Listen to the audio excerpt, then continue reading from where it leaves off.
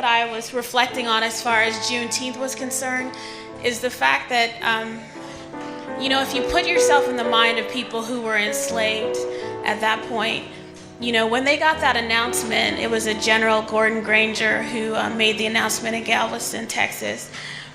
You have to imagine what it must have been like to have your world be as big as the plantation that you worked on, and then suddenly your world got a whole lot bigger. And what Black people chose to do with that freedom, I find, is absolutely extraordinary, because within like a couple of decades, you had young Black men studying classical music and living life on their terms. And so this is what I wanted to celebrate, like this artistic drive and this incredible spirit that sort of pushes us forward as Black people and as Americans.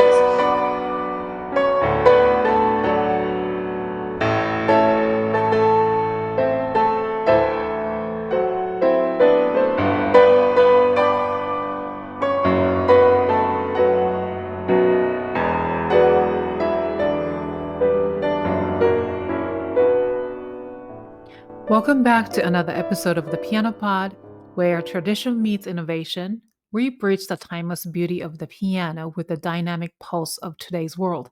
I am your host, Yukimi Song. I am immensely proud of this new season's guest lineup, who are incredibly talented and dedicated in their craftsmanship and bring a rich tapestry of diverse experiences into this show.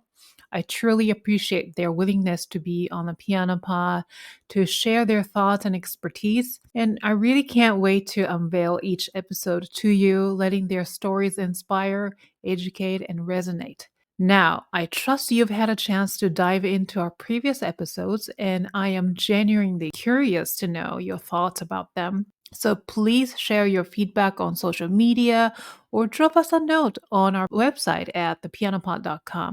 Your insights are valuable in shaping the direction of the show. Today's episode features an artist whose journey in the piano world is deeply rooted in her background, Caribbean and African heritage, and whose performances resonate with audiences worldwide. So let me introduce our guest for this episode, Dr. Nnenna Ogwo, pianist, educator, founder, and artistic director of Juneteenth LP.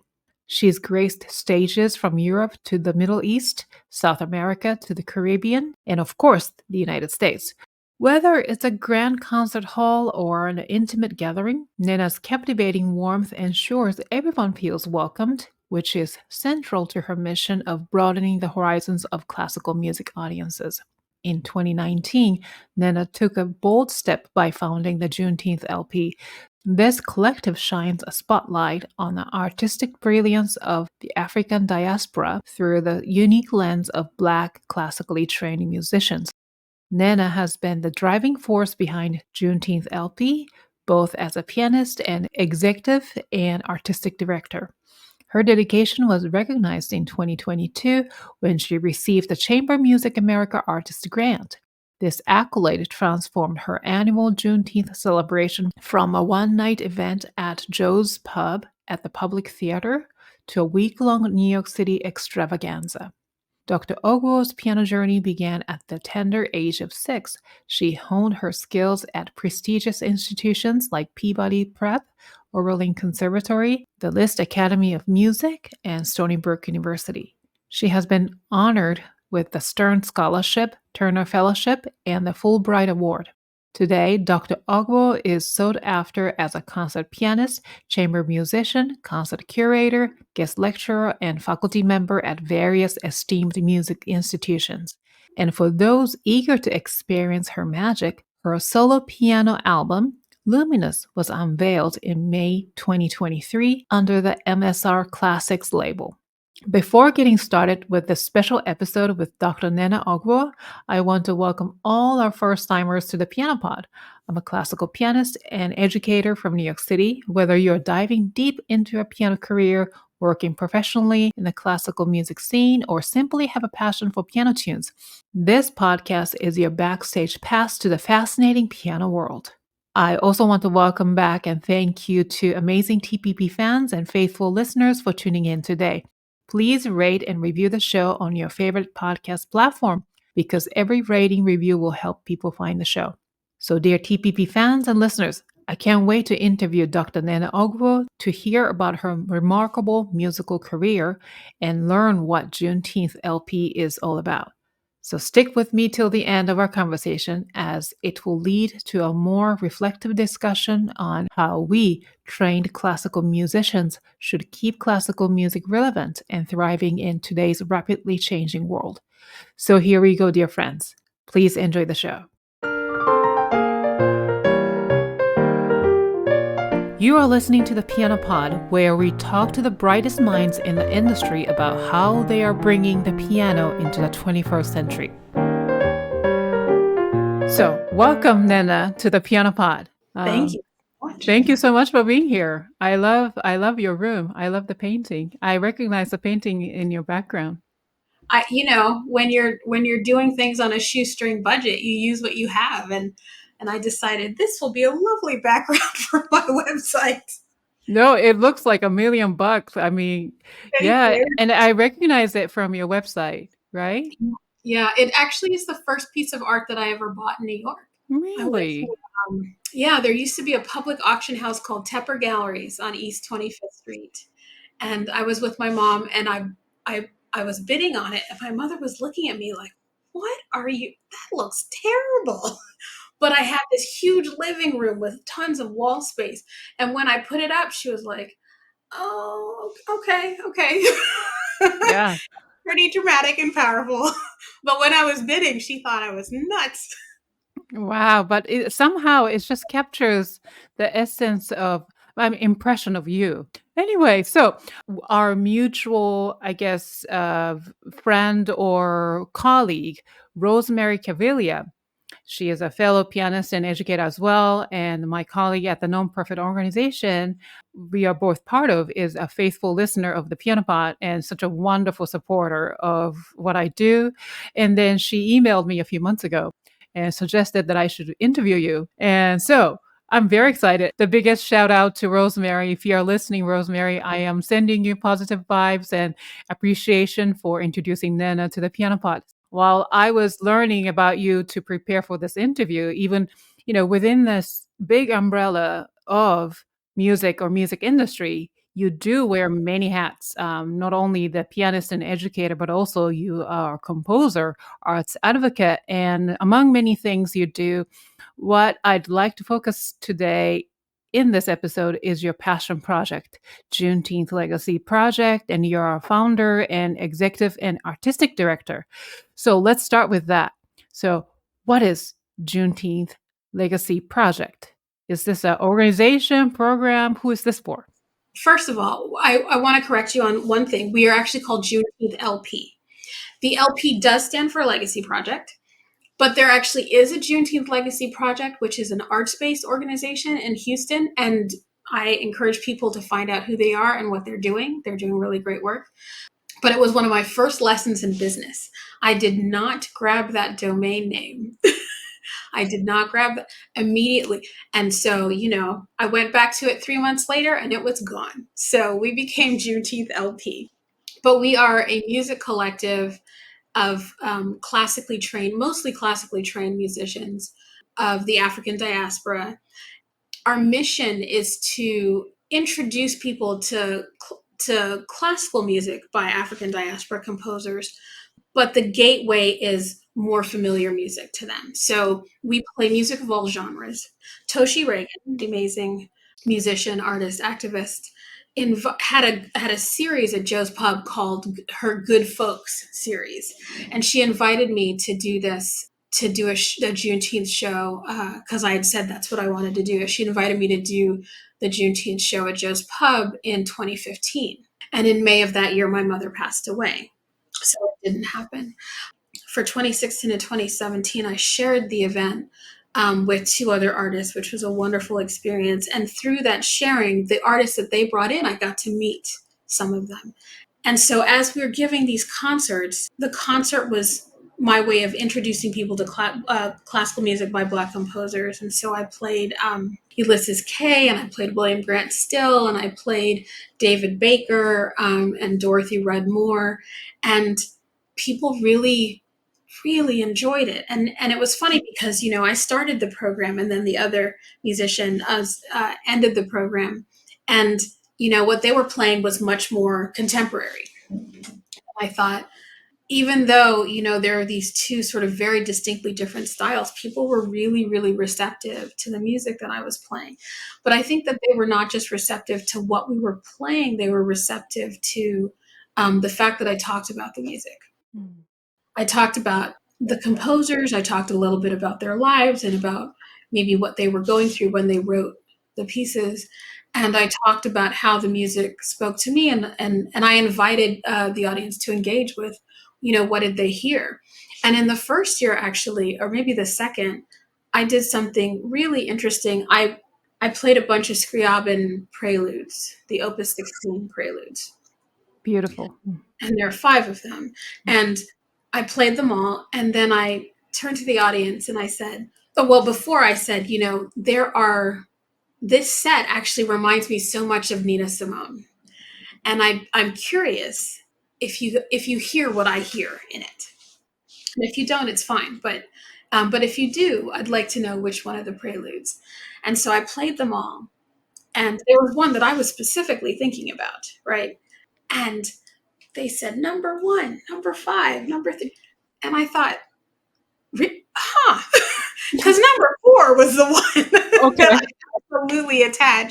absolutely attached to Nina Simone. There's something very haunting and lonely about her voice when she's singing ballads, or even when she's singing tunes that should be a little bit more upbeat. There's still a profound sadness sometimes that comes through. And so this prelude, which just has this melody, da da da dee da da dum da da dee da, and then chord, and then the harmony changes, right? It broke my heart every time I heard it, every time I worked on it.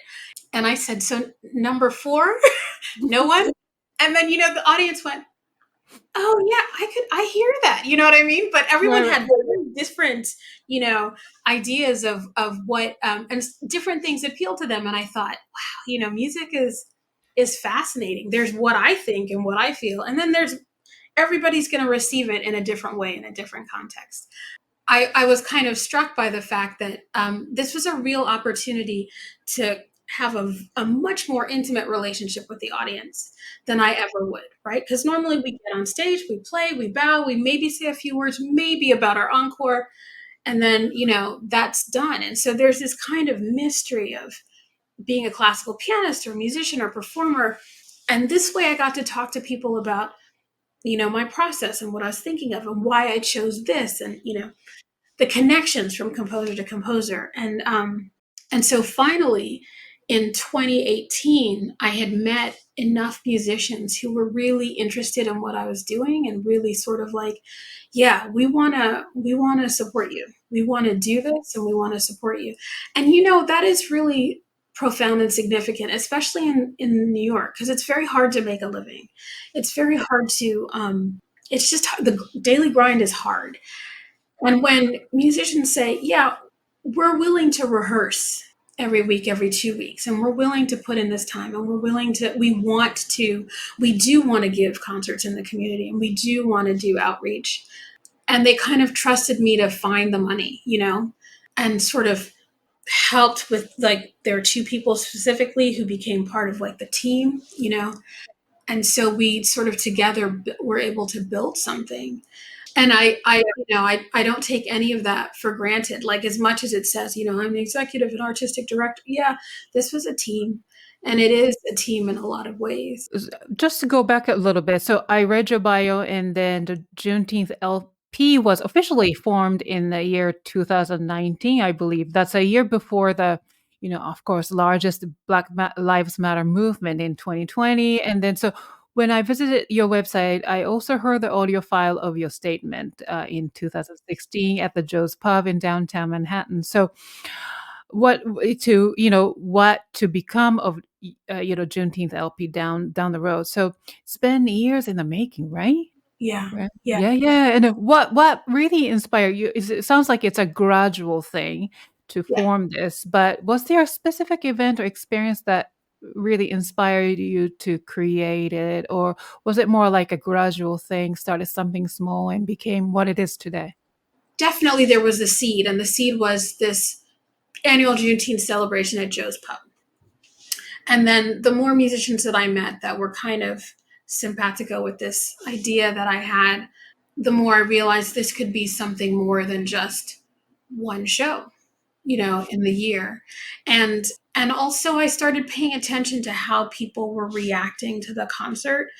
We got a lot of kids coming up to musicians with stars in their eyes, like, I didn't know the violin could do this. We had this violinist who wrote this piece called Evolution. His name is Ed Hardy, and he sort of musically charted in this piece, music, and it went from spirituals to hip hop and scratching on the violin, and it was really kind of potent. But what was really amazing was watching these kids say, I play violin and I didn't know it could do that. I didn't know it could be like that. To watch him and the other musicians interact with these kids, like, yeah, there are tons of things you can do with this instrument. This is, the whole point of practice is to play and explore and so I was really kind of moved by that and realized that we could reach people in a way that was so much greater. Classical music audiences are small, right? And our concern is that it's dying off, right? That it's definitely an older community that really, really loves classical music and then grew up with it. And I think that my mom's generation is probably the last of the generation that sort of classical music was in the air generally, right? Now classical music is very sort of specific. And because it's specific, if you don't know the language and you don't know the codes to get in, you don't know how to access it, even if you love it. This provided an opportunity to reach so many more people, and to reach people who would not necessarily think that they love classical music, but that they hear it and they go, that was gorgeous, or that was so interesting. I'd like to know more about this composer. One of the things that people ask me a lot is, what is the impact you want your ensemble to have? And then what is the impact you think it actually does have? And I think that I would say that what I want is for it to open people's ears, open people's minds and open people's hearts. Nina Simone was interviewed once, and she said, we're all walking through the world in a way a little dead inside, like we're just getting through our day, and we're dealing with our things, and so we don't really see what's around us, and we don't really interact with what's around us. It's just we're getting through, and so we're all walking around kind of like zombies. And what she said, what I want to do with my art is I want people to feel something, anything, just to feel something, to shake us out of that space. And I thought, that's it. I just want people to feel something, and I want people to know that this music that is considered very elite and rare and all of those things, that actually they have a cultural history with it as well. Like, it is not something that they have to be on the outside looking in, that their grandparents and their great grandparents broke barriers and were the first Black conductor and the first Black composer to win this prize, and the first Black violinist. So that there's a long history of Black people in classical music, and that they should know it as they know the history of African Americans in America, for example. Now, there are so many ways to look at this. So let's go back, talk about the mission of the Juneteenth LP, and you briefly mentioned, but are you looking for, let's say, platform to give the general audience to get to know the classical music by maybe doing in such a way that is more inviting? Or in the end, do you want to promote inclusion in the classical music? Or maybe both? I was about to say, I'm not sure that those are mutually exclusive at all. I do want it to be more inviting, and also multi-generational, right? So we play music by Black classical composers, but we also play, we'll play a Lizzo arrangement, and we'll play some arrangement of Stevie Wonder, we'll play an arrangement of Nina Simone, and we'll play some Duke Ellington.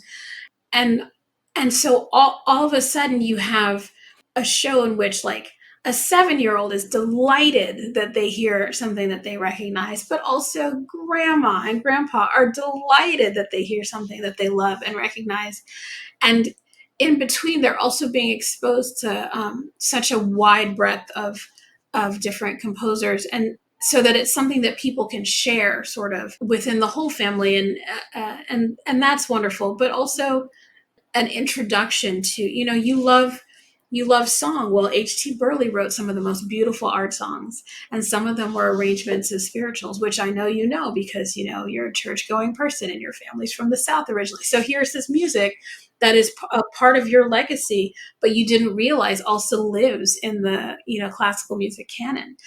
But I also think that classical music needs to sort of rethink how it wants to present itself, and I think that contemporary classical composers, a lot of them are grappling with this, and they're sort of writing in a way that's challenging norms and trying to get people to listen differently and think differently about the music.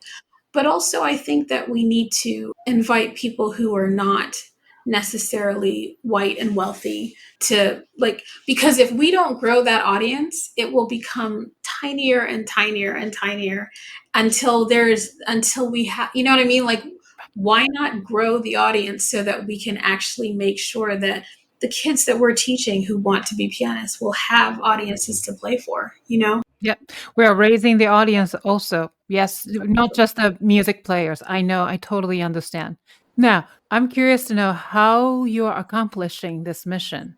So, is it by the concert series or just one event, or tell us? So we have sort of grown out of this, one show. We've grown into sort of a Juneteenth festival week where we present more than one concert. We do about 3 or 4, and we do like videoed concerts for other places where it's like, it's really expensive for 8 people to go to Boston. So, Bunker Hill Community College, we do a Juneteenth show for them that is recorded. But we also do lectures and workshops and master classes and things like that. Throughout the year, or? Yeah, throughout the year. Really?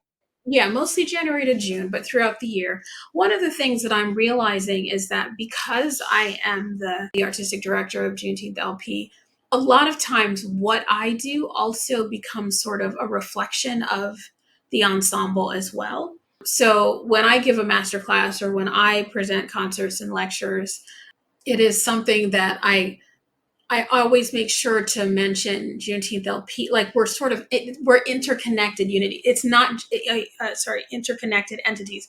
It's not just I'm a solo artist and I'm a teacher and I do these things, and then there's Juneteenth LP, and that's a completely different thing. Often I find that we're working very much in conjunction. Like our missions are the same, whether it's me individually or me as part of a group, and our intentions and our goals and our aesthetics principles are the same. So I'm still trying to sort out how that's going to work ultimately, but the drive is similar. And so sometimes, we do things hand in hand. Like, for example, my album is actually has been released under the Juneteenth LP umbrella of recording projects. It's just the first of a bunch of recording projects that we have. Oh, you mean the latest album that it's your solo album, right? Yeah, we're going to talk about that later, but the title is Luminous. Yes, exactly. Right, which is available on major MSR Classics label was we released it through MSR Classics, and it's available wherever you stream music. On the Juneteenth LP website, it says, quote, Juneteenth LP brings together unexpected classical music and brilliantly crafted arrangements of more popular repertoire for a refreshing take on live performances and educational music experiences. So I'm curious, what are you guys playing, and what are unexpected classical music, which I can almost guess, and a brilliantly crafted arrangement? And you mentioned that there are sometimes you do the arrangement by Stevie Wonder to many other, like I saw an arrangement by Childish Gambino, and then also Mongo Santa Maria, Afro Blue. Yeah, I saw Yeah. the arrangements as well. So who does these arrangements? And also, what are these? So you are doing popular music and also probably African American classical music as well. So tell us. I'm going to go back a little bit. When I was a kid, the first music camp I went to was a school for composers, a summer school for composers. It was called the Walden School, and it's up in New Hampshire. It still exists. It's a wonderful, wonderful institution. And in that space, I got introduced to theory, ear training, and composition. And their philosophy is really interesting. It's basically that whatever they're teaching, it's orally based. So you don't know it unless you can hear it. You can hear it, you can take dictation on it, you can sing it, you can, which is very different. And I didn't realize how different it was till I got to college. And so it was a wonderful experience. But what it did was it also introduced me to the idea of everyone is and can be a composer and should be to some extent. If you're in music, you should also be composing.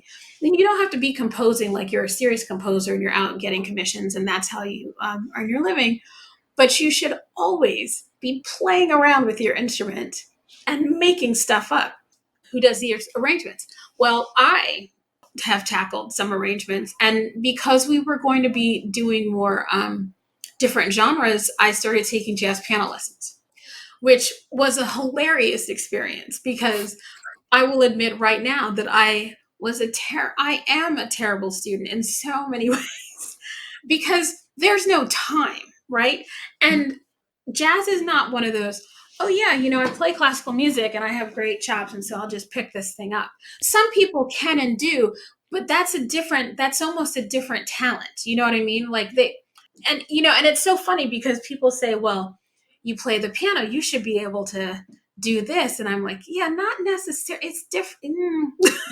No, I know. I tried it miserably failed. Right? I totally understand. Yes. What's fascinating about studying jazz piano is that you're forced to you have to reconcile yourself to the fact that our training, for the most part, I know that there are places that train musicians really, really well.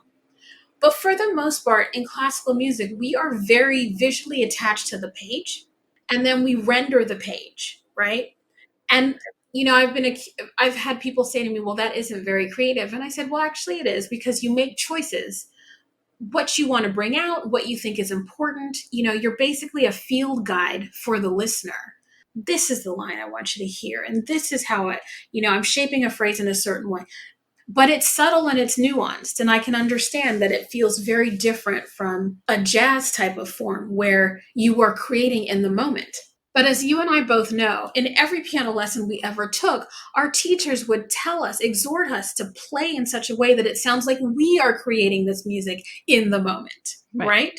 So from a very different way, like almost like a backwards way around, we are studying the score and learning and studying context and history so that we can come to this place where it sounds like we are making the music as we, you know what I mean? We are creating it as we play it. And jazz musicians actually just create it, right? Mm-hmm. And what is fascinating about that is you can think that you know harmony, but creating as your harmonic language shifts in time and in time, like harmony shifting in time, and it just moves like the second hand of a clock just moves. You don't get to revisit, I didn't like how that goes, and so I'm going back. We're on to the next, Right.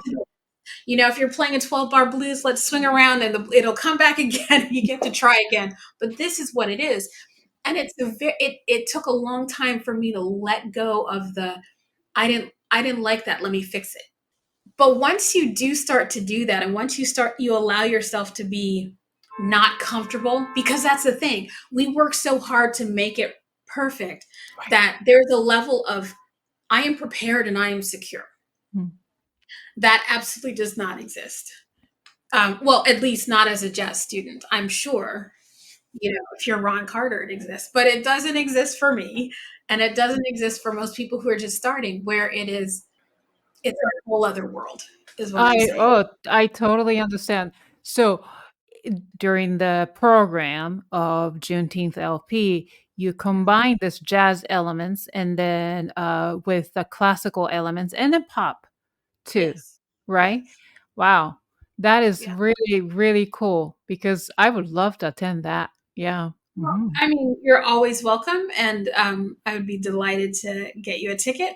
But what's interesting is that because I started studying jazz, then I started saying, can we arrange this tune? Like I thought Afro Blue would be perfect for us. Let's arrange it. And I was working with Neil Kirkwood at Third Street, and he would help me with some arrangements, but also, I would tweak a lot of the things. And so it was a real collaborative process, which I enjoyed, but I started to become a little bit more comfortable with improvising.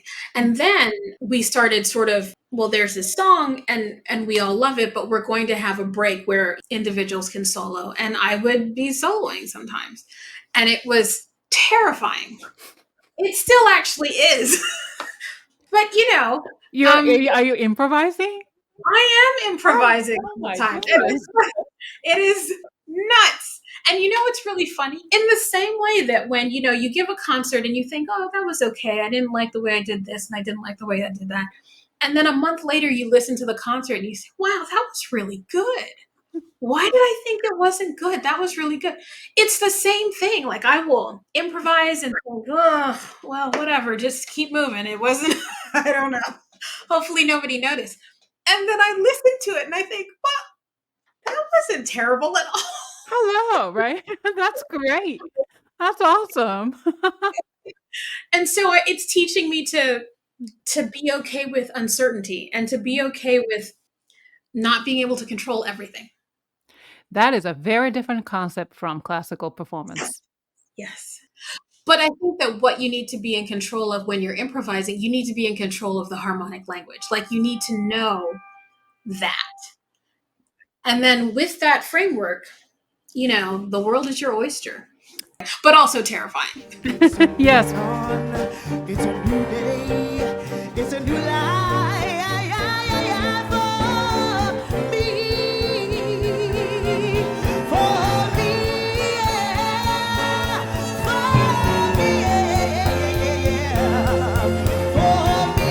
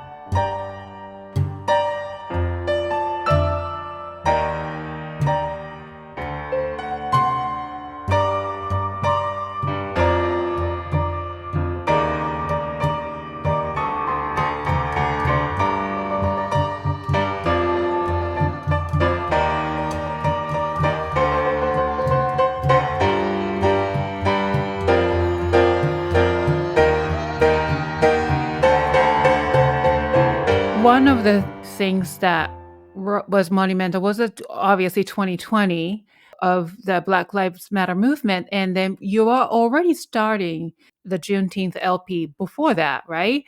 And then so the year 2020 of the Black Lives Matter movement, which brought the Juneteenth to many people's awareness finally, and especially unfortunate death of Mr. George Floyd.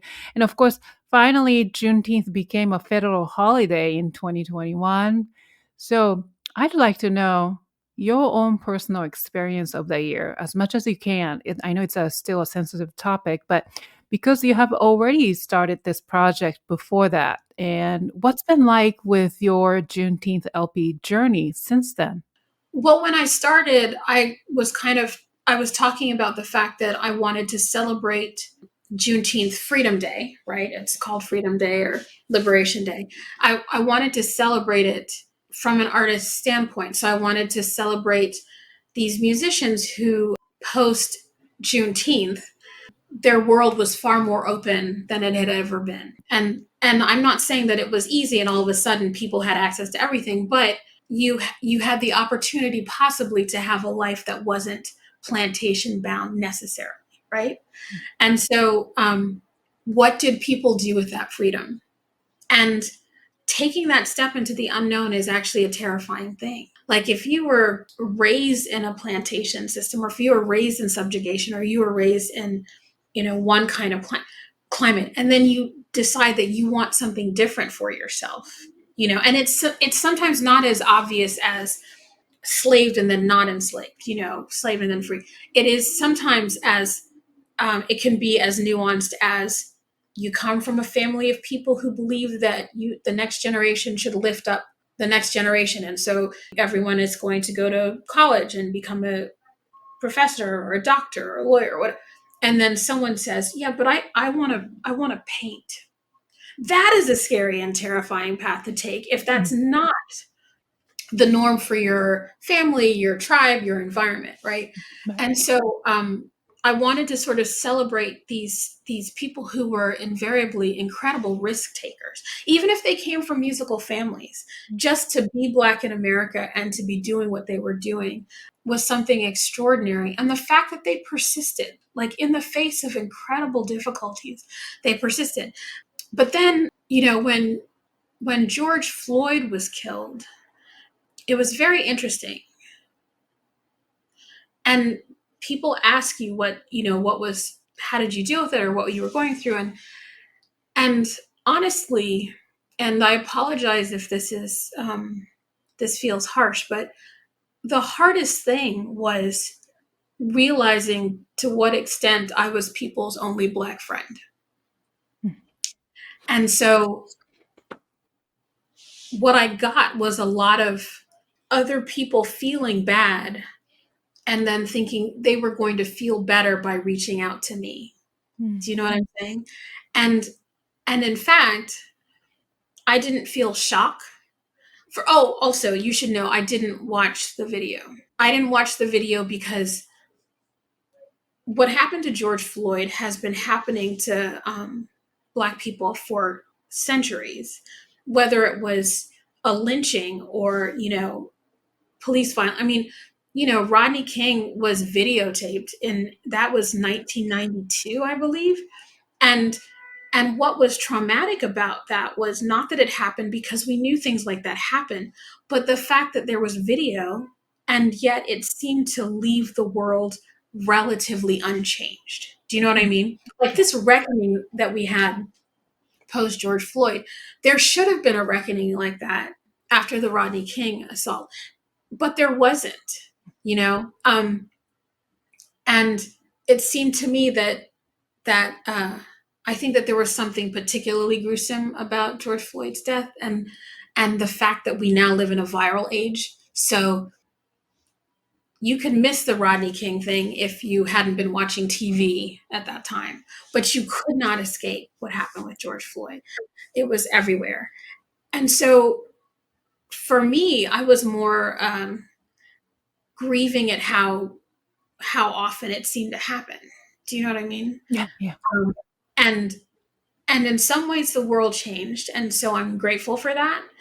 And I'm grateful that I'm very happy. I'm of course happy that Juneteenth is now a federal holiday. But it also made me realize there's something bizarrely, there's something a little bit obscene with how immediately suddenly there were Juneteenth events. Do you know what I mean? Like that, and it reminded me, oh yeah, this is a business too, isn't it? And so, yeah. And I'm glad that there are events, but also there's something a little bit gross about it. It's hard, like it's not a fun conversation to have, but like I said, I'm really grateful that it should be a national holiday. So I'm glad that it is. But by asking this question, I don't mean to like put you in a place or spot where you are like all of a sudden the representative of this whole entire Juneteenth or, Black Lives Matter movement. No. And No, and I didn't receive it that way at all. okay. Yeah. And I But appreciate the question because it allows me to sort of, I don't think I've articulated this. I've had an opportunity to articulate this, and so I'm glad to do it. I think that it's funny. I say this to my friends often.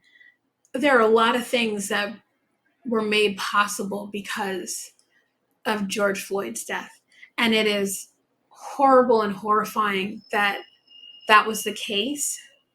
But I mean, it changed us, and I'm glad it did. Because it would be appalling if something were like that were to happen, and it didn't change us. right. Yeah. Even you could argue whether it's changed us societally a lot or a little, but I'm grateful, and I'm devastated that people had to lose their like a family had to lose someone that they loved, for this to happen. It's kind of like like when Martin Luther King was assassinated and Malcolm X was assassinated. You kind of those were turning points in American history, but did someone have to die? Did children have to lose their parents? Did women have to lose their husbands behind that? But I don't know. I'm getting a little. I know it's a very tough topic, and I'm sorry, but I appreciate you for really opening up and telling me because it's important to talk about, and we need to do better too. It's not just that his death, but I think we have to do even better. So yeah, thank you for opening up. So just to sort of change the mood of our conversation, I really want to congratulate you for all the hard work you spent with especially Juneteenth LP, and then your dedication was finally recognized in 2022 last year when you received the Chamber Music America Artist Grant. And this accolade transformed your annual Juneteenth celebration from a one-night event at the Joe's Pub at the Public Theater to a week-long New York City extravaganza. Congratulations. So I know to get a grant from the government is right, and that's not easy, extremely difficult. Yes, Chamber Music America is, I think, a private organization, but yeah, I mean, this year I am applying for city and state grants. It is a long and arduous process, and I was very lucky to have one of my team members who was just there, and it took us consistent working together over the course of a month to prepare this grant proposal. But what was really interesting about it was that it really does lay the groundwork so we got to learn how to apply for grants from an organizational level, or and it's a different thing it's different from applying for a grant as an individual. And so that was an incredible sort of steep learning curve. And as I am applying for grants now in this round, it's a lot easier in some ways. I don't have the same team members, but it is easier because that groundwork was laid, But I will say that it is a constant struggle of getting your projects funded, getting funding for your projects so that you can present. And I tell people all the time, I feel like it is that no matter what I do, there's always this next challenge on the horizon that is unlike anything I've done before. And so it feels like I'm a beginner again and again and again. And I thought to myself, but you know what? I remember telling students, you have to be unafraid to not know what's going on. That you have to be okay with not knowing, because eventually you work at it and then you will know. Yeah. But then there'll be another challenge. I know. Totally. Yeah. But congratulations. That's a big thing. And then, I really hope to attend the future events. And, and I know this Juneteenth LP is going to be even bigger. And then because the message is right. And so I also want to know a little bit about other musicians who are involved, like who's the member or who would be the guest. One of the first people that I met doing the show was cellist Eric Cooper. He's a really amazing musician, but also he has a quartet called Sterling Strings. And this quartet does really amazing work. And they do these great arrangements of popular music. Their improvising chops are wonderful.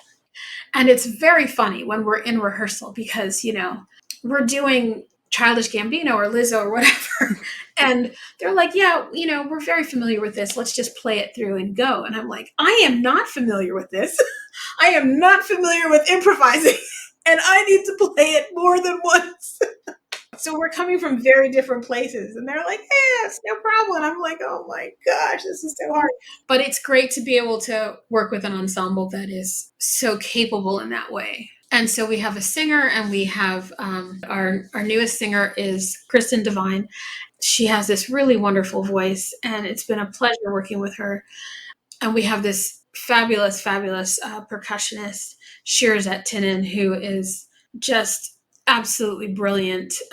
She and her ensemble opened up the Women in Jazz series up here in Harlem. I can't believe I forgot to mention. So our first violinist, Frederic Naman, is an African Caribbean violinist from the Boston area, and she is a powerhouse arranger. And so she's been doing a lot of our arrangements. But also this year, I believe Shirazette is going to do a couple of arrangements for us. And so we're just kind of collecting these musicians that vibe with us well. I just feel really lucky at a group of musicians that and not only do we enjoy playing together, it's a really great energy, but also we just enjoy hanging out. That is wonderful. That's a dream come true. It's very hard to collaborate, but that speaks volume about you. You have the ability to put things together, put people together. So what would you like your audience to experience from attending the concerts? I want them to hear music they've never heard before and hopefully be delighted by it and hopefully be interested and engaged. I want them to come away with it thinking, I want to know more about Margaret Bonds. I want to know more about William Grant Still. I want to know more about whomever we've presented. That's what I want. And what's great is that we live in an era where they can literally put that in their phone and pull up, whatever Trevor Weston's got, whatever Nkiro Okoye's got, there's a SoundCloud for that. There's a Spotify. Primarily, that's what I want. And also I want them to hear pop standards or, blues standards or whatever in a different way because we're playing it. There's strings. How much Marvin Gaye have you heard that's been, string centered, string heavy or string forward? Oh, I would love to hear that. Yeah. Yeah. I mean, it's a lot of fun and it's a lot of, it's really engaging. Before we go to the next segment, which is about your life, but I want to ask one last question from this Juneteenth LP. What did you gain, or what important life lesson did you experience from launching and building the Juneteenth LP? What I've learned is that the most important thing that you can do is to put one foot in front of the other. It doesn't matter if it feels like it's working. It doesn't matter if it feels like it's right. Just, you have to get up and you have to put one foot in front of the other. And my mother used to talk about this. She struggled, as we all do. And I remember saying to her, how were you able to do that? How were you able to work from 3 p.m. to midnight because they wouldn't give you a reasonable shift at the hospital, and then get up at 6 a.m. to take me to school? Like, how did you do that? And she said 2 things. She said, well, first of all, when you have kids, you become capable of all kinds of things that darn well you could not do if you didn't have these kids to take care of. But also, and I'd heard her say this to more than a few people, I'm just stumbling and bumbling along. Like, it doesn't look right. It doesn't feel right. It doesn't seem like I'm succeeding. Today I'm going to get up and I'm going to try again. That's the thing that is the most important thing. And I think that people who build things that last just persist. Do you remember that speed skater? Was his name Eric Heiden? There was a speed skater who kept in the Olympics. And the Olympics was every 4 years. he kept skating, and like he'd make it and he would fall. He would fall. He would not be able to finish. And he was always clearly like the best. They expected him to win. And yet something would always happen, and something would always happen. I think it was like his 4th Olympics. Do you know how old, like, athletes do not have a long shelf life, right? Right. And when he finally broke through and won, it was like the whole world was unified in this moment of, my gosh, like, yes, you know? And in a way, he will be remembered forever. I get choked up when I remember his breakthrough. Do you know what I mean? And I remember where I was watching each time he didn't, and each time he crashed and burned, and sort of the family's watching the Olympics again, and then it happened. It takes what feels like forever to achieve the thing that you're trying to achieve.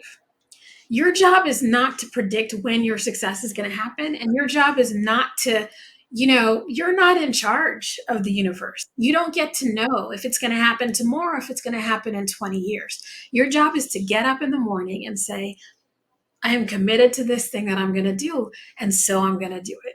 And sometimes it is exhausting, and it is lonely, and it is frustrating, and you feel broken half the times that you're doing it. But also, when you do get to that level, you realize that you are enjoying it because you knew what it took, right? And then also you realize, oh, there's another mountain, right? Yes. I climbed this. Oh, there's another mountain, right? Yeah. I'm very comfortable because it is always striving and always climbing. Yeah. I hear you. And thank you for the reminder, because, sometimes when I do this podcast, I enjoy it, but it's like you said, one foot in front of the other. It's like every day you do this, that matters. It's not about, when you achieve, how much you achieve, right? Yeah. So, hey there, TPP family. The Piano Pod is now into our 4th season, and it's all thanks to you.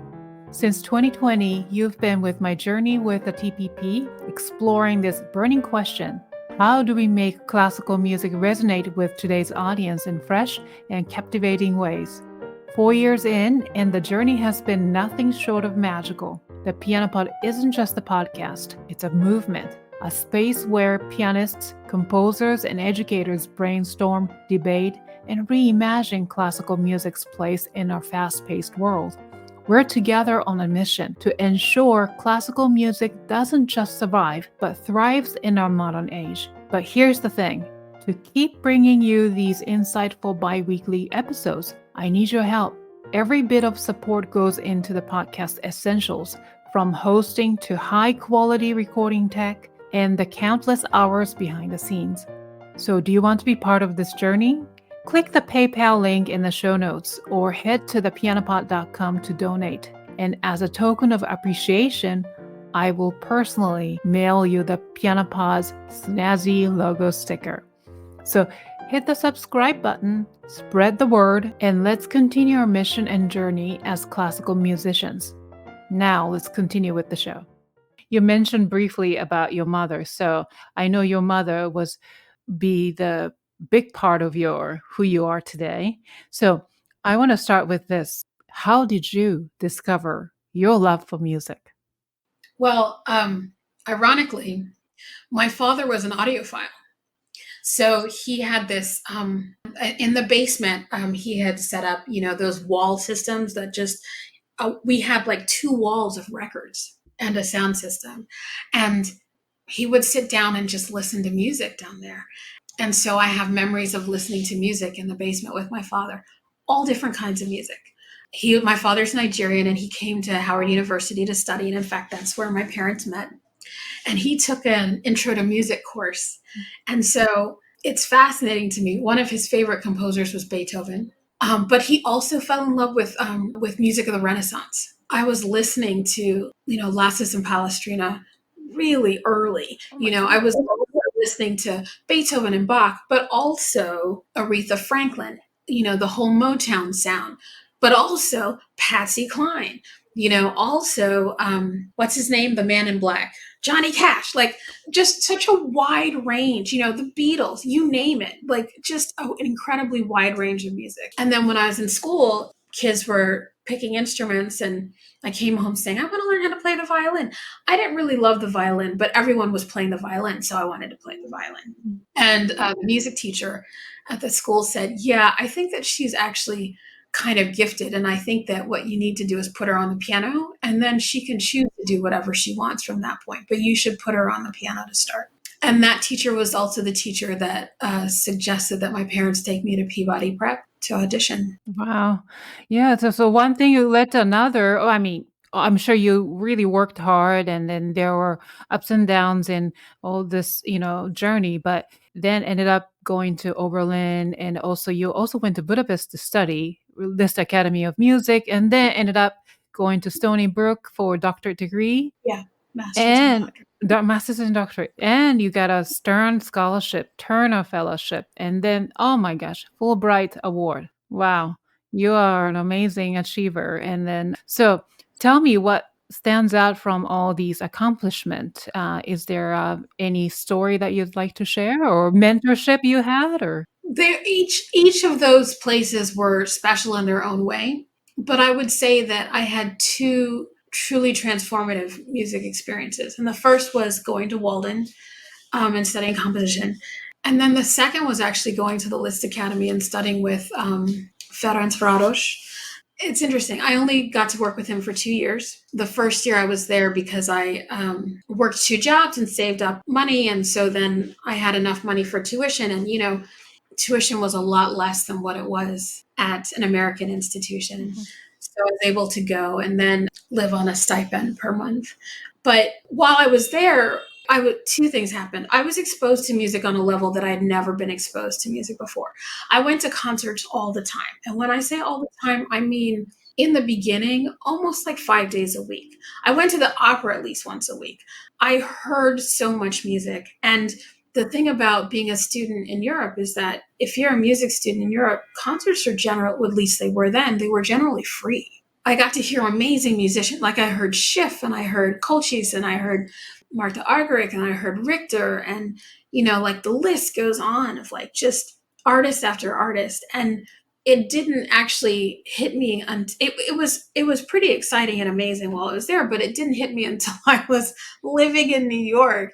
And if I wanted to hear those concerts, the amount of money I would have to put out, And I thought, so I was in an environment where the arts are so valued and so treasured that people treated you differently / better for being a musician, for being a music student, for being a musician.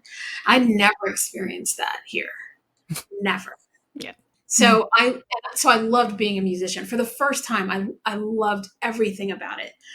I loved being a musician, but it was like, against all odds here. But there it was like the most amazing and wonderful thing that you could be. And people appreciated what you contributed to society, blah, blah, blah. Wow. But also, I got to work with a teacher who was, he is a genius, but also he had this ability he saw very clearly what was missing and what was needed. And what was missing and what was needed was a lot, actually. I think that when you're talented, sometimes people, and when I say talented, I mean like I had an ability to express easily and freely. And from when I was young. So if something was, like involved pathos, like I could express pathos. And, it was something that would be surprising for the people around me. Like, she's so young. How is she able to do that thing? The thing is, when you're able to do one part of a thing really well, people assume that the other stuff is there. And they don't know that it's missing until there's a moment where it is obviously missing. And so I'll never forget it. He said, after I'd been working with him for like a month or two, he was like, it's with you, it's like there's this beautiful cake and it's like, it looks amazing. It looks like it's going to be so delicious. The frosting and decorative frosting and it's gorgeous. And you're like, oh, I cannot wait.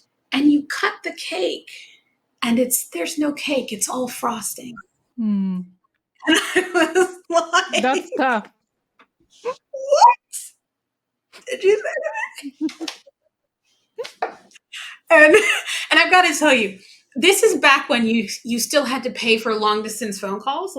And so I would call home every week for like 5-10 minutes and just be like, this is what happened. This is what my lessons were. My mother lived for these. Every week there would be some story about what, my teacher said. He was right. He was like, you don't know how to practice. You don't know how to work. You don't know how to, you know what I mean? And it wasn't to make me feel bad. It was, this is what you have to do. And what was really extraordinary was that he did something that I have never seen anybody do. He went looking for me in the academy and found me. And he brought chocolate. He said, here, this is brain food. And he sat with me while I practiced. And I have never felt so tortured in my life. And I'd start to work and he'd say, what are you trying to do? What are you trying to do? And how is what you're doing right now going to do what it is you think you're trying to do? And he just kept asking, what's that supposed to do? How's that going to help? What is that for? And then I realized, oh, I just flail on the piano until it gets better. So in the 2 hours that he sat with me for 2 hours. Do you know what I mean? Like, nobody really does. Do people do that? It taught me so much. And I'm not saying that other teachers failed me, because they didn't. They were giving me different things. And I will tell you right now that I was not an easy person to teach on a lot of levels. But he kind of laid bare like all of the sort of the ways in which I was hiding from, this is what's needed, let's get to work. And so then I did work on a level that I hadn't ever done before. And, that kind of sort of breaks you down, and you don't feel certain, and you don't feel solid, and you don't feel secure. And I remember when I came home and I was practicing, I was auditioning, I was getting ready for, graduate school auditions. My mother was like, you are a different pianist now. And I was like, yeah, it's terrible. And she was like, yeah, no, it's not. Because what had happened was, for the first time, I was hearing like all of the bad habits and the hitches and the, all the things that I would do to cover up things that I didn't know how to do, or things that I wasn't quite certain about. And so suddenly I was hearing all of it. And I was determined that I didn't want to be hiding. I wanted to, if this is a problem, let's try and tackle it. If this is a problem, let's try and tackle it. So that's why I call it one of the most transformative experiences of my life, because I actually, in that moment, I absolutely fell out of love with the idea of myself as a talented person. And I was just, there's just a lot of work to do.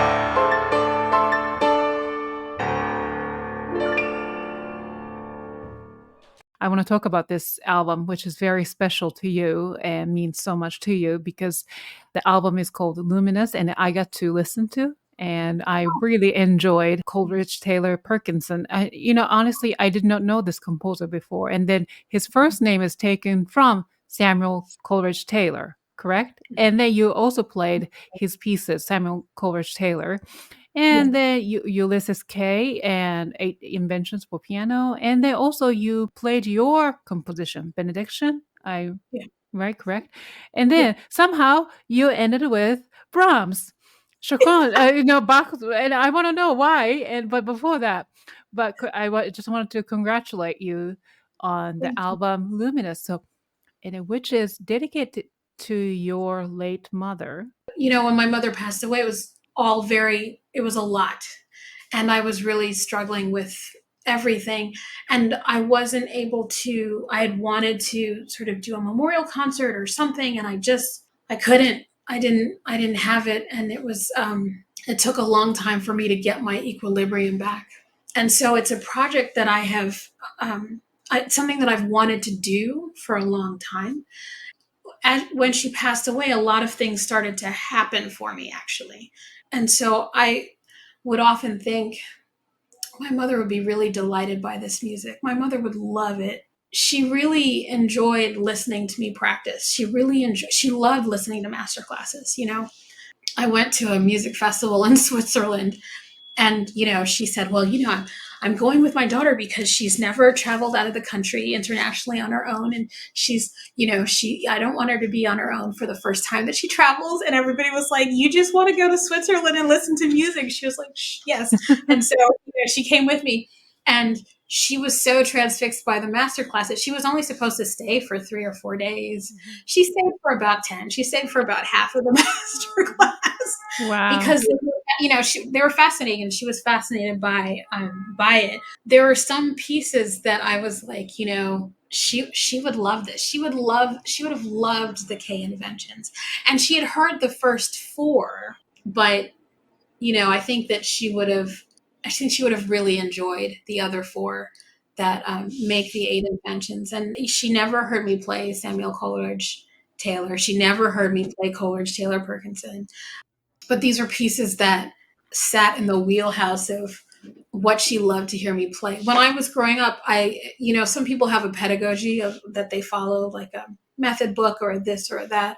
I had a teacher actually when I was younger who believed fully in the Bartok microcosmos as a pedagogical tool. So every year I was doing, 3-4 Bartok microcosmos. And yes, there was also in DC a Bartok piano competition, but if there hadn't been, I still would have been doing the Bartok microcosmos. And so, how our parents are used to hearing classical music, like they think Mozart and Chopin and Beethoven, and she was very used to hearing music that definitely did not sound like Mozart. And so she developed an ear for it, and she really liked it. And I think that Ulysses K has a little bit of that going on. And so there was that kind of music that she gravitated towards, but also, she loved a spiritual. I wasn't raised in that kind of traditional African American church. My mother was Anglican, and I grew up Presbyterian, and so it's not like we heard spirituals a lot. But my mother was a big fan for a low voice singing Deep River. You know what I mean? Like there are things that she really enjoyed it. So there was just this music that was accumulating in my repertoire that I knew that she would really love. And then, so why did you end this entire album with Bach's famous Chaconne in D minor transcribed by Brahms? Because it sat in a very specific place in my musical development, not just my musical development, but my personal development. I played sports always, right? Middle school, high school. I love sports. And I remember announcing when I was 11 that I wanted to be a concert pianist, and I also wanted to be the first woman to play in the NFL. I felt, oh my goodness, right. I felt like those were 2 absolutely compatible dreams to have, right? Okay. And I think I was in middle school playing basketball, and I kept injuring my hands. I jammed my thumb, jammed my third finger, whatever. And my teacher at the time, Enrique Graf, got really frustrated, but he assigned me the Scriabin Opus 11 Prelude and Nocturne for the left hand. But I think they were given to me separately because there were 2 different times that I hurt my hand. Okay. And then the third time I did it, he was like, I have something for you. And it was kind of like he was just so over it. And he knew that this was beyond what I could actually do at the time, but he was just like, I am done with you. This should keep you busy. Well, I fell in love with this piece. In love with it. To me, it captured the awe and majesty of the universe. It was everything. And I listened to the Milstein recording. And you know how significant it is for one of your favorite piano pieces to be a transcription of a violin piece. Pianists don't play transcriptions of other, people's music. Like, why? We have the greatest repertoire. We have it, right? So I am working on this, and I learned it at 12. And I learned it but I can't play it all. Like I can play like the first half and then I'm exhausted. And I can play the second half and I'm exhausted, but I have never was able to play it all together. And then I played it again as an undergrad, I think late as an undergrad. And I remember taking it to Budapest. But that working on it, then I realized, you know, if I really want to play the piano, maybe I need to leave basketball alone. Like maybe no more volleyball and maybe no, you know. So it kind of helped me sort of crystallize my focus. And then I started being able to actually play it. Each time I came back to it, I learned something more about myself. I learned something technically. I learned something like, you know, like I made fingering choices at 12 because I could not wrap my hands around it at 12, right? But then I didn't realize, oh, I'm playing these weird fingerings and I'm assuming that it's okay, but actually my hand is larger now. I can do this or I could do, so that each time like fingerings changed and my perception of things changed. And so the last time I seriously pulled it out, I was teaching at Interlochen, and there was a young kid there who had recently graduated from Interlochen Academy. He was a jazz intern. In the practice room, you know, he was like, let's play some blues together. And so we would play, and he was really tough on me. He was like, come on, follow the harmony, you know. And in that summer, I spent so much time doing that kind of work with him that I came out of this thinking about the chaconne on a harmonic level in a way that I just hadn't before. After studying jazz piano for a while, you start to listen differently, right? Right. And I remember in that moment thinking, I wish my mom could hear this. From all the time that she's heard me play this, it's different now. Basically, the album is a collection of pieces that I know that she loved or I know that she would have loved, but also wrapped in a bow of this piece has been the nexus point of all of these incredible changes in my life and changes in me as a musician. And it just felt entirely appropriate, you know, because I remember when I was 12 and I was struggling through this, she was laughing. I guess you're working now, aren't you? You know? Wow. She sounds like an incredible person, incredible mother. Absolutely was.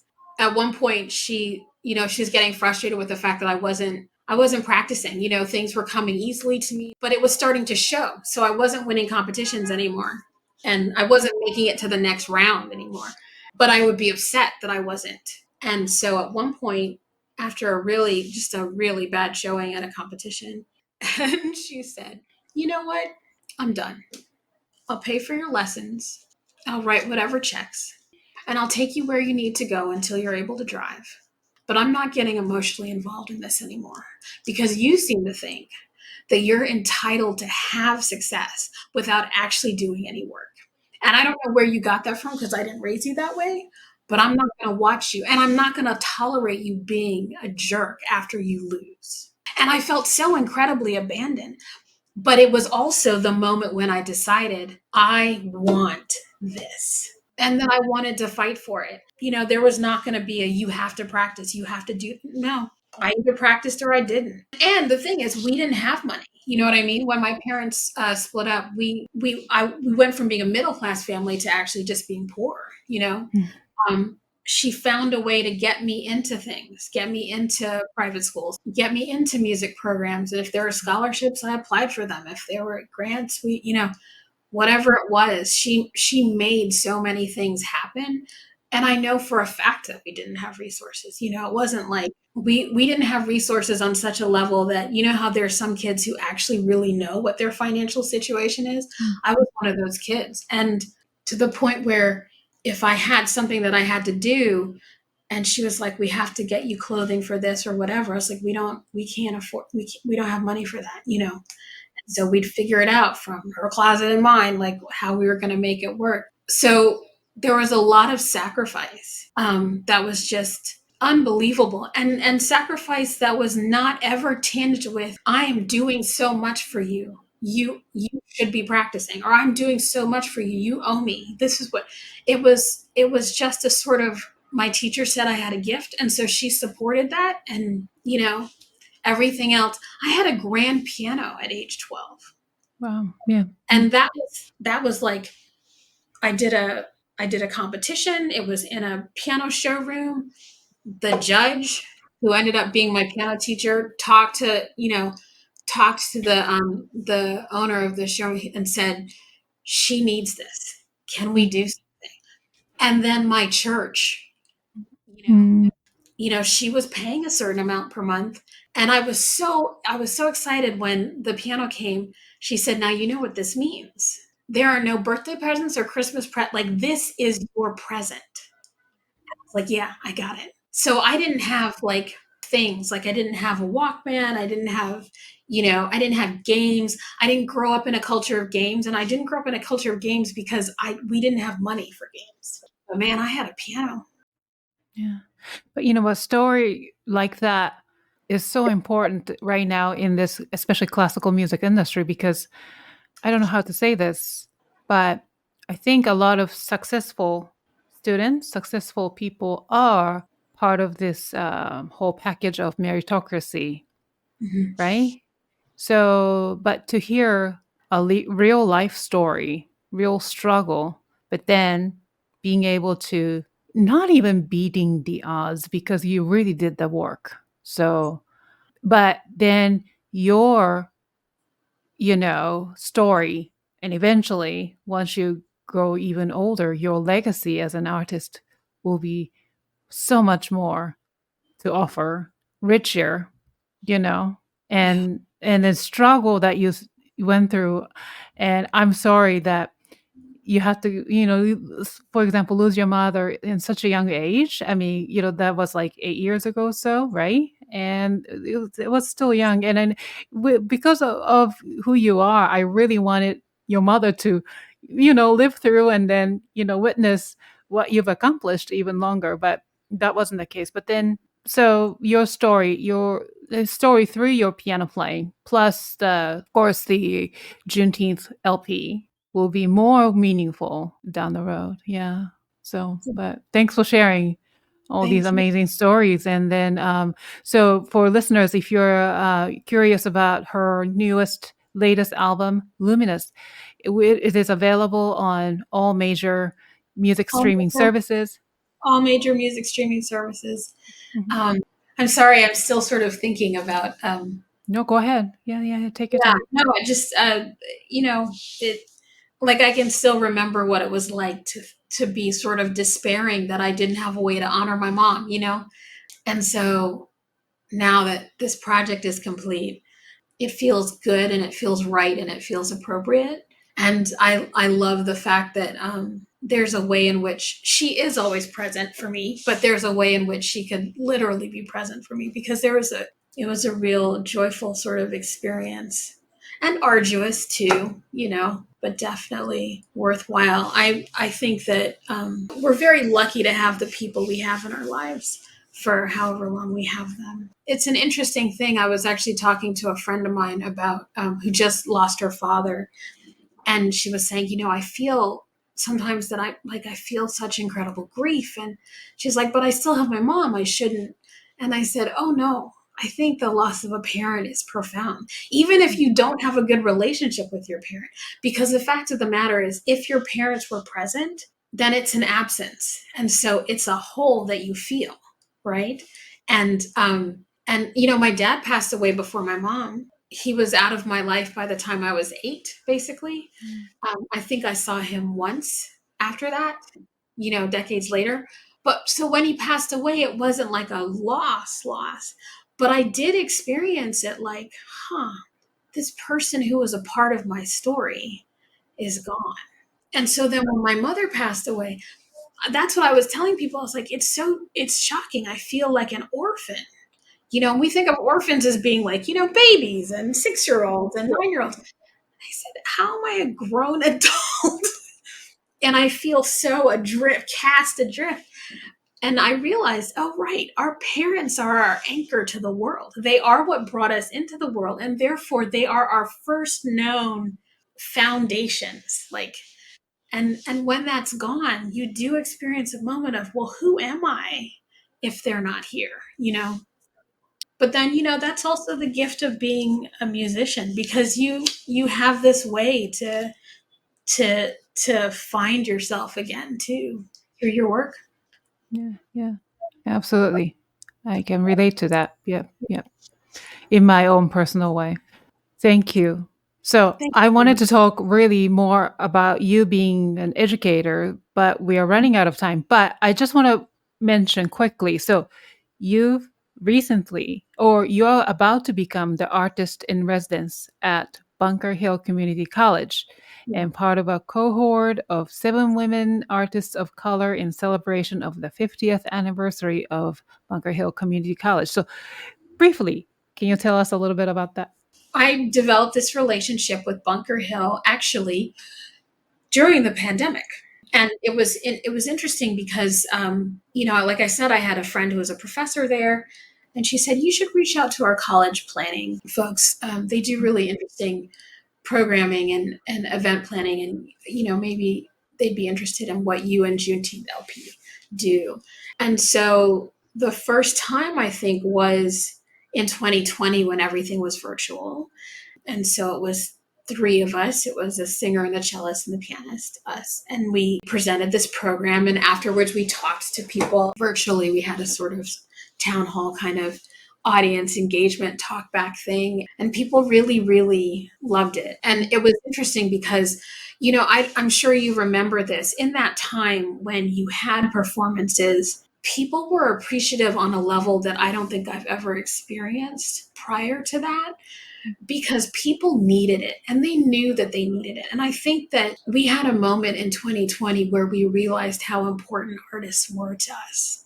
And so in some ways it was horrible, but in other ways it was a gift, right? Like we lost a lot of people in that year and after. But also societally, we realized something, and that was that the arts sustain us, and they sustain us sort of spiritually. It's not food and it's not shelter and it's not clothing, but it's pretty darn important. And we need it in our lives to sort of feel whole. And so after that, we came back and we did a couple of master classes and choral workshop and a couple more concerts. We did a Juneteenth concert, and this year they reached out and they asked if I would be a part of this cohort, and I was really kind of astonished and honored. But what I'm excited about mostly is that I'll be writing a piece of music based off of text from students in the English department, the creative department, writing department. I'm going to collaborate with professors there and come up with a text that's going to set, and I'm going to set to music, so that this project is actually going to be a choral piece that will be performed at their commencement at the end of the year. So I'm really excited to do that. There are also going to be concerts and virtual events. Massachusetts, Boston is still very much virtual in a way that New York is not. They are not having live shows like the way we are. And so everything that I've done with Bunker Hill has mostly been virtual. Has been entirely virtual, actually. Okay. So you're not relocating from where you are, New York City? No, I will be here, and I will probably go to Boston a couple of times, and then for the performance at the end of the year. But I'm really looking forward to it because I really like that. I like that school. I like that institution a lot. I like the population that they serve, and I like how committed they are to that population that they serve. And so it feels very much like an honor to be a part of that. The students are very, very lucky to have you as a mentor and teacher.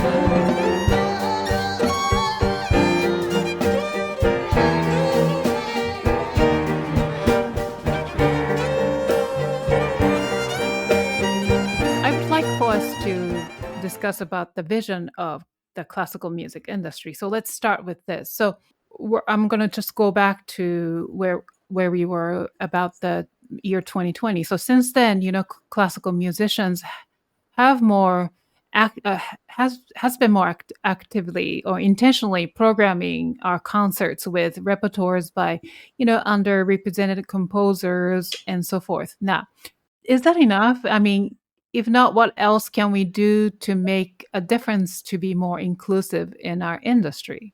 I think it's not enough, but we're definitely on the right path, right? Because here's the thing. Someone made a very interesting point to me after helping me secure a grant. He said, you really need to maximize your time, maximize this moment, right? And use this grant to help you get other grants. And he said, because right now we're in a post George Floyd moment, but he was like, the next issue is around the corner. And he was like, if there's one thing I've learned is people direct their attention to the next issue, and sure enough, what happened next was the war in Ukraine. And all of a sudden you had foundations and organizations and whatever interested in, fundraising for the Ukraine, this, that, and the other, as they should, but I remember when he said that thinking, oh, that's terribly cynical. And yet that's exactly what happens, right? And after Ukraine, there's going to be another thing that people are going to say, this is the thing that we want to pour our money into. And this is the thing that we want to pour. And so it's hard to know that that's how the business often works, or the industry works, and to still hold fast to your focus, right? But I think that one of the most important things that we can do is, as educators, so one of the things that happened in 2020 was, and 2021 specifically, was I said to my students, I'm going to pick your repertoire for the year. And I usually get their input, what do you want to do? And we'll find something that works. But this time, for what I said was, if you are Dominican and you want to play Dominican composers, we will find that. If you are Chinese and you want to play Chinese, we will find that. Tell me what you're interested in. Do you want to play women composers? We will do whatever it is. And what was interesting was I didn't think I'd get that many students who were that into it, but they all were.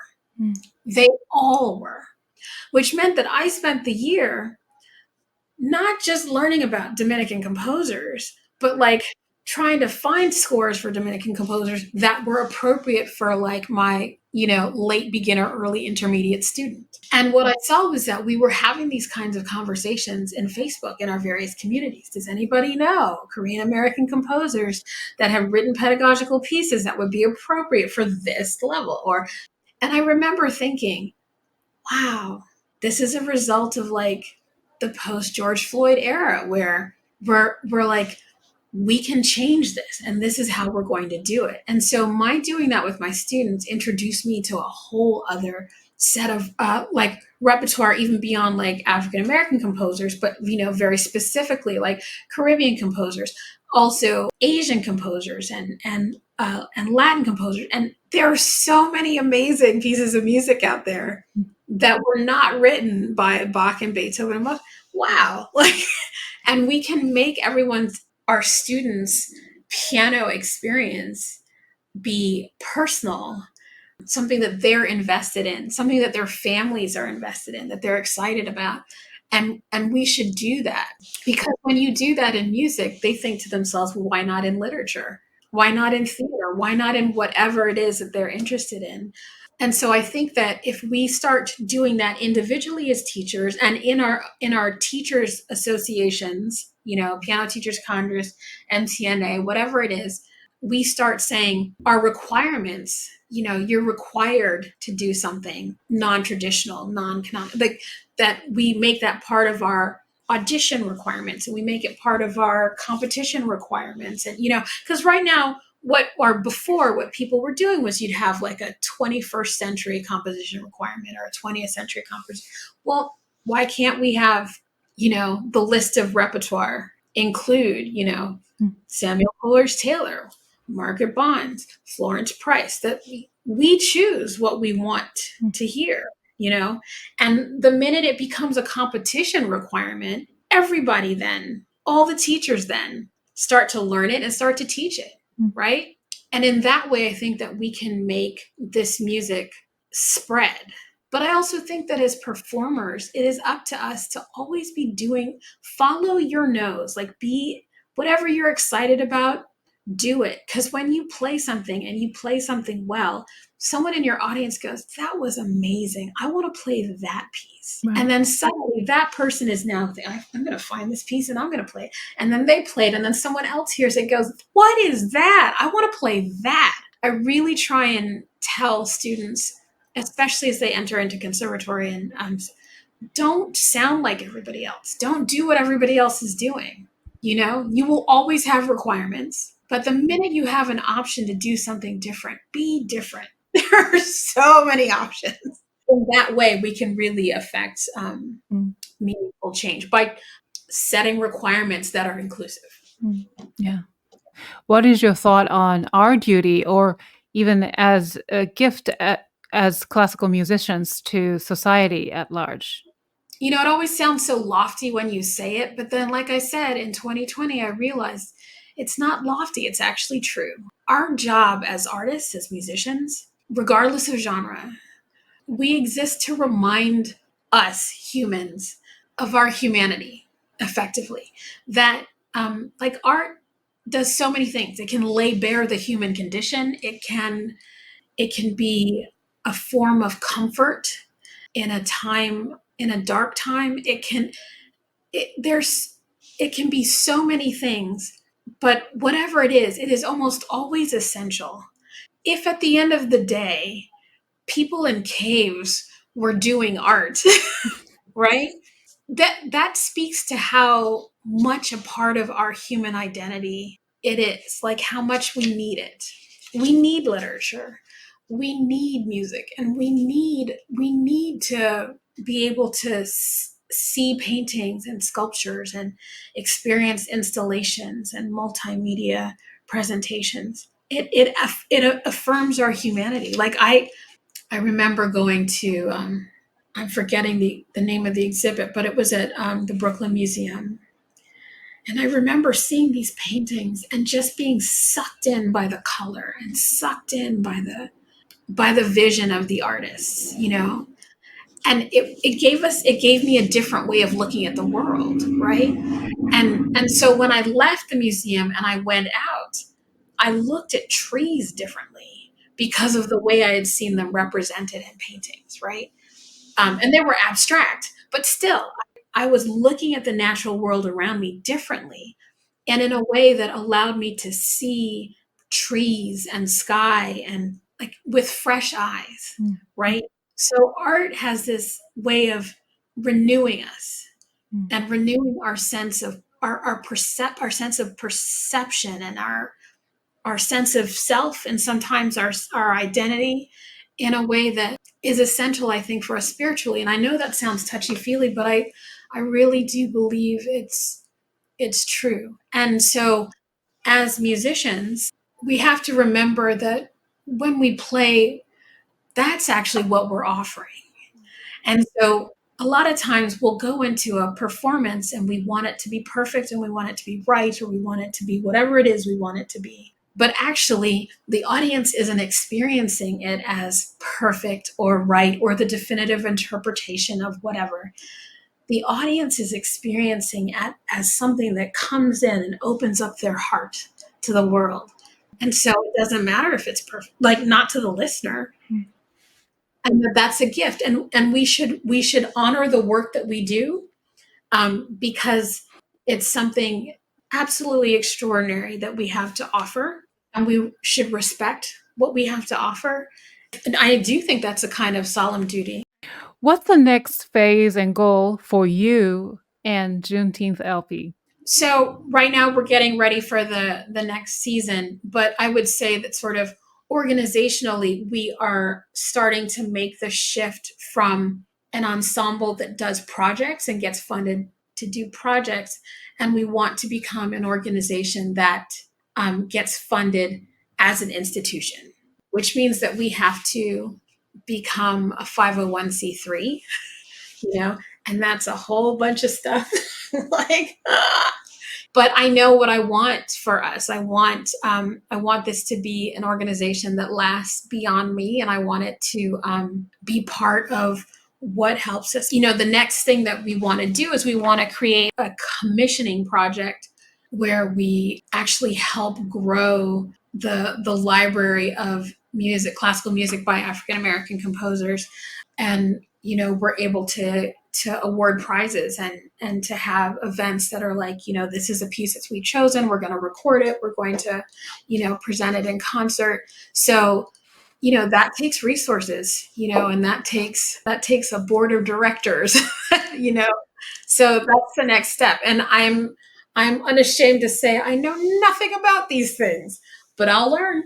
Yeah. Great. Thank you so much. It's been a really wonderful conversation, Nnenna. You have amazing questions. You really got me thinking about a lot of different things. It was wonderful. Oh, thank you. So for everyone, be sure to check out Nnenna's latest album, which was produced in May 2023. It's Luminous. Wow. Yes. Thank you so much for showing the CD cover on your music streaming service. And you can learn more about Nnenna by visiting her website at nnenna.net and about Juneteenth LP at juneteenth.lp.org. All right. So this has been, once again, fun and inspirational conversation, Nenna. But before I let you go, we have one more thing to do. It's for rapid fire questions. Yes. So this is the part of the show where I get to ask fun questions to each guest. Now, here's a little twist. As silly as these questions may sound, your answers may reveal who you truly are. So ready or not, please answer them with the shortest responses as possible. No explanation is necessary. So, okay, let's start with easy ones. Level 1. What's your comfort food? Soup. How do you like your coffee? Oh, like hot chocolate, sweet, lots of milk. Great. Cats or dogs? Cats. Sunrise or sunset? Oh, can't pick. Okay, that's fine. Summer or winter? Winter if I have a fireplace. Great. Paper book or ebook? Oh, paper book. Now, level 2. What is your word or words to live by? Keep persisting. Persistent, like just keep trying. What is the most important quality you look for in other people? Kindness. Name 3 people who inspire you, living or dead. My brother. Obviously, my mother. There are so many. I know. Sviatoslav Richter. Name 1 piece in your current playlist. I'm Many Thousand Gone. It's by Samuel Coleridge-Taylor. I'm working through the entire set of 24 Negro Melodies, but that is the one that's on the front burner. Okay, great. I'll listen to it. Now, the last question, which is the most difficult. Well, no, maybe not. So fill in the blank. Music is blank. Life. Ding, ding. Thank you so much. You won. Wonderful. That was fun. So that was so much fun. Oh, thank you. So this concludes this episode of The Piano Pod. Thank you, Nenna, for joining my show today and sharing your stories and insights and expertise. You can learn more about Nenna and her amazing work through her website at nnenna.net, and you can listen to her album Luminous on all major music streaming services. All the links are listed in the show notes. Thank you to my wonderful audience and fans for tuning in today. If you enjoyed today's episode, please rate and review it on whatever podcasting platform you use. Remember to hit the thumbs up button and subscribe to my YouTube channel. And follow the Piano Pod on social media to get the latest piano news via Facebook, Twitter, Instagram, and LinkedIn. I will see you for the next episode of the Piano Pod. Bye, everyone, and thank you, Nenna.